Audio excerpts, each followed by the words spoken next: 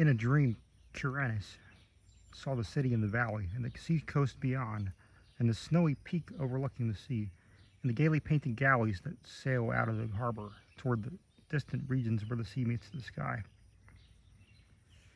In a dream, it was also that he came by his name of Curanis,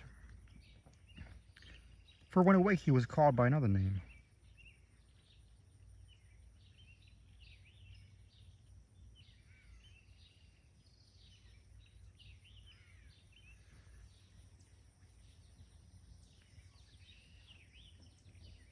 Perhaps it was natural for him to dream a new name, for he was the last of his family and alone among the indifferent millions in London. So there were not many to speak to him and remind him who he had been. His money and lands were gone. He did not care for the ways of people about him, but preferred to dream and write of his dreams. What he wrote was laughed at by those to him who he showed it. So that after a time he kept his writings to himself and finally ceased to write. The more he withdrew from the world about him, the more wonderful became his dreams. And it would have been quite futile to try to describe them on paper. Curanis was not modern, and did not think like others who wrote. Whilst they strove to strip from life its embroidered robes of myth, and to show with naked ugliness the foul thing that is reality.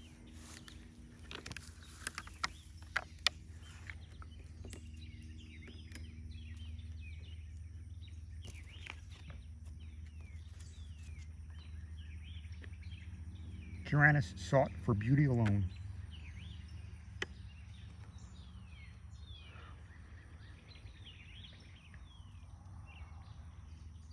When truth and experience failed to reveal it, he sought it in fancy and illusion, and found it on his very doorstep, amid the nebulous memories of childhood and tales and dreams. There are not many persons who know what wonders are open to them in the stories and visions of their youth, for as when children we listen and dream, we think but half-formed thoughts, and when as men we try to remember, we are dull and prosaic with the poison of life. But some of us awake in the night with strange phantasms of enchanted hills and gardens, of fountains that sing in the sun, of golden cliffs overhanging murmuring seas, of plains that stretch down to sleeping cities of bronze and stone.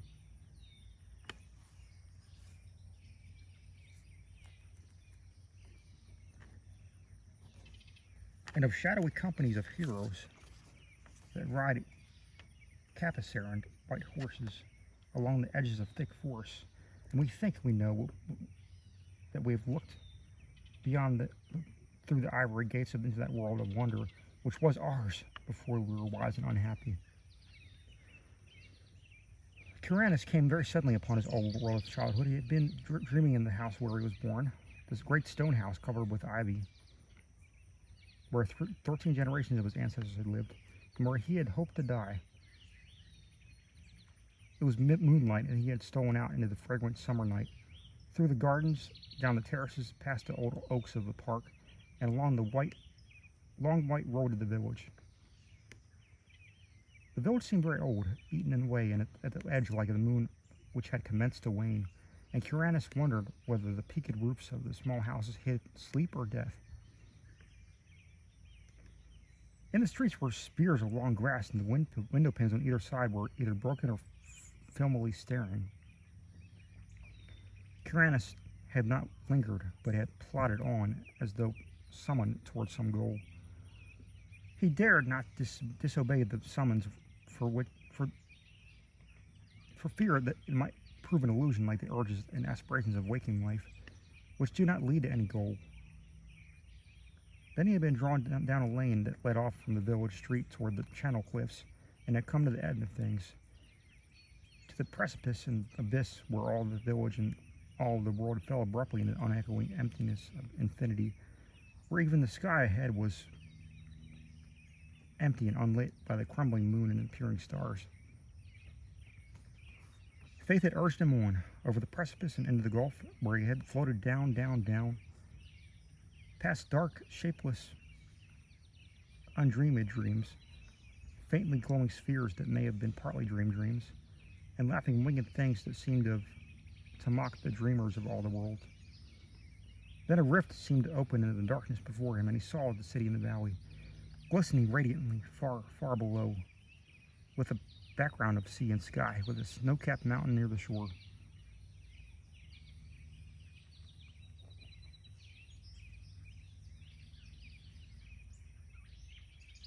Tyrannus had wakened the very moment he beheld the city, yet he knew from his brief glance that it was none other than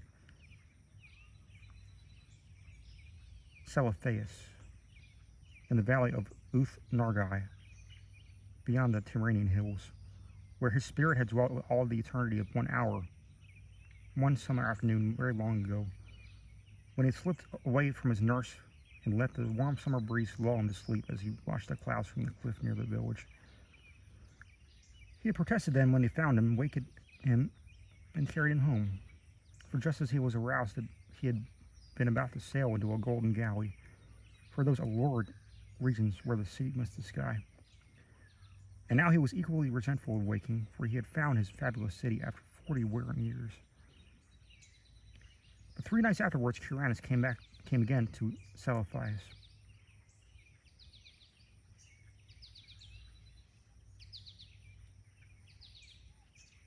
As before, he dreamed at first of the village that was asleep or dead, and of the abyss down which one must float silently. Then the rift appeared again. Then he beheld glittering minarets of the city, and saw the graceful galleys riding at anchor in this blue harbor, and watched the ginkgo trees of Mount Aaron swaying in the sea breeze. But this time he was not snatched away, and like a winged being settled gradually over a grassy hillside, till finally his feet rested gently on the turf. He had indeed come back into the valley of Uth-Nargai with the splendid city of Celephais.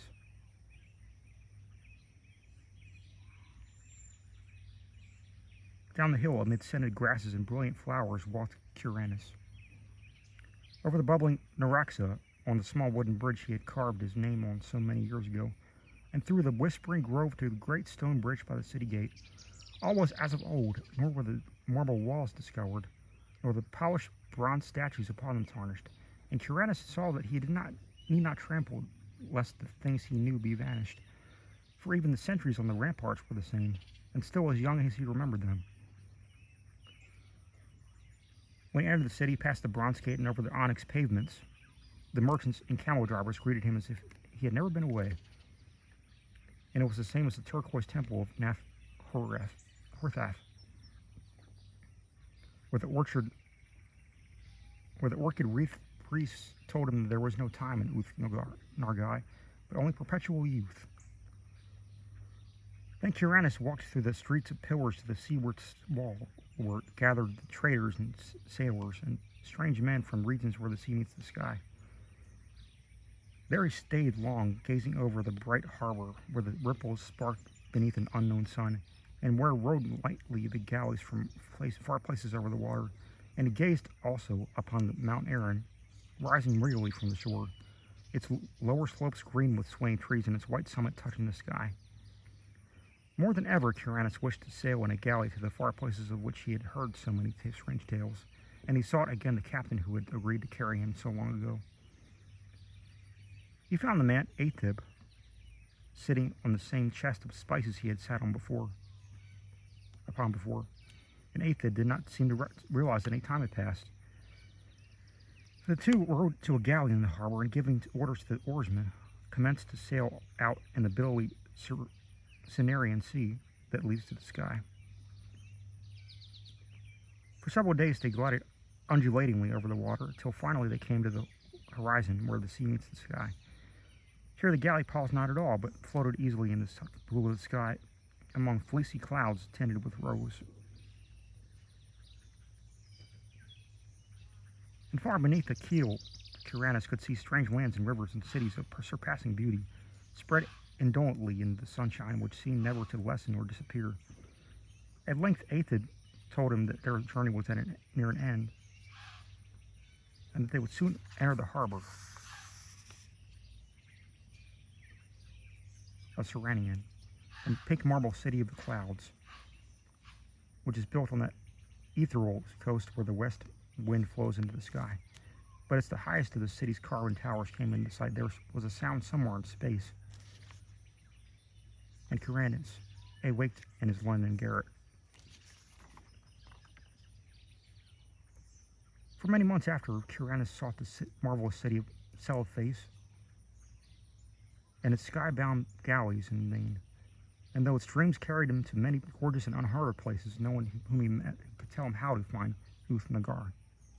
Nargai, beyond the Tenarian hills. One night he went flying over dark mountains where there were faint, low campfires at great distances apart, and strange shaggy herds with tinkling bells and leaders, and in the wildest part of this hilly country, so remote that few men could ever have seen it, he found a hideously ancient wall or causeway of stone zigzagging along the ridges and valleys, too gigantic to ever have been raised by human hands, and of such a length that neither end could be seen. Beyond that wall in the great dawn he came to a land of quaint gardens and cherry trees, and when the sun rose he beheld such beauty of red and white flowers, green foliage and lawns and white paths, diamond brooks, blue lakelets, carven bridges and red-roofed pagodas, that he found for a moment forgot Celephais in sheer delight. But he remembered again when he walked down the white path toward a red-roofed pagoda, and would have questioned the people of that land about it, had he not found there were no people there, but only birds and bees and butterflies.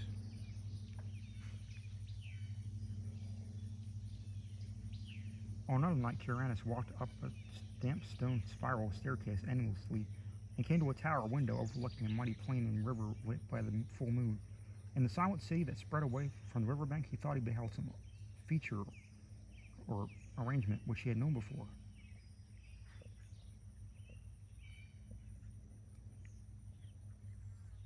He would have descended and asked the way to Nargai had not a fearsome aurora sputtered up from some remote place beyond the horizon, showing the ruin and antiquity of the city and the stagnation of the reedy river,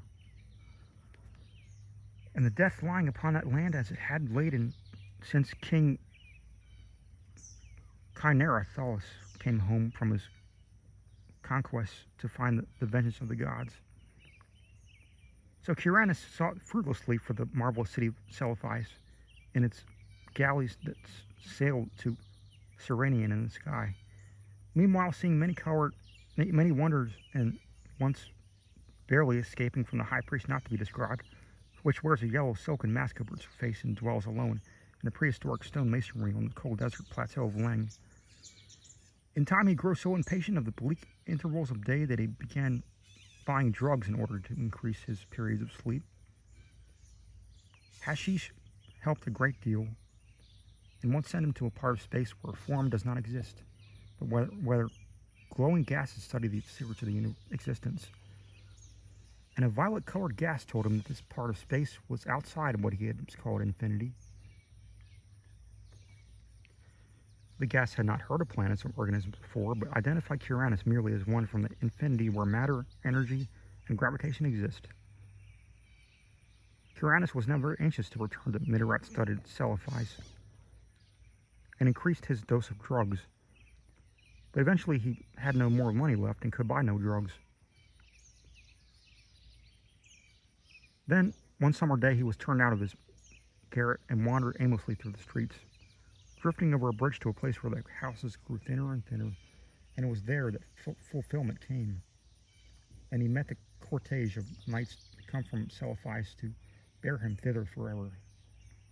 Handsome knights they were, astride roan horses and clad in shining armor with tabards of cloth of gold, curiously emblazoned.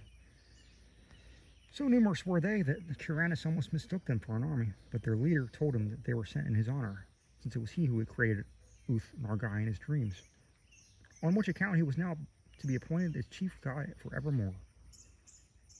Then they gave Cyrannus a horse and placed him at the head of the cavalcade, and all rode majestically through the downs of Surrey and onward toward the regions where Cyrannus and his ancestors were born. It was very strange, but as the riders went on, they seemed to gallop back through time.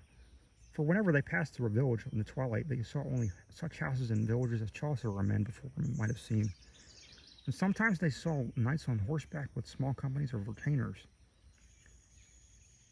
When it grew dark, they traveled more swiftly till soon they were flying uncannily as if in the air. In the dim dawn, they came upon the village which Curianus had seen in his childhood, and asleep or dead in his dreams. It was alive now. The early villagers curtsied as the horsemen clattered down the street and turned off into the lane and into the abyss of dream. Curianus had previously entered that abyss only at night and wondered what it would look like by day. So he watched anxiously as the column approached its brink.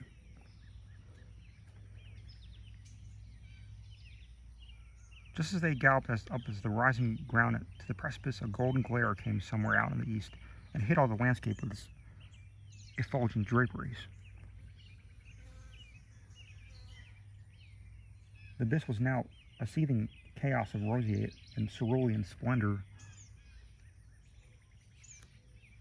Invisible voices sang exultantly as the nightly entourage plunged over the edge and floated gracefully down past glaring clouds of silvery coruscations.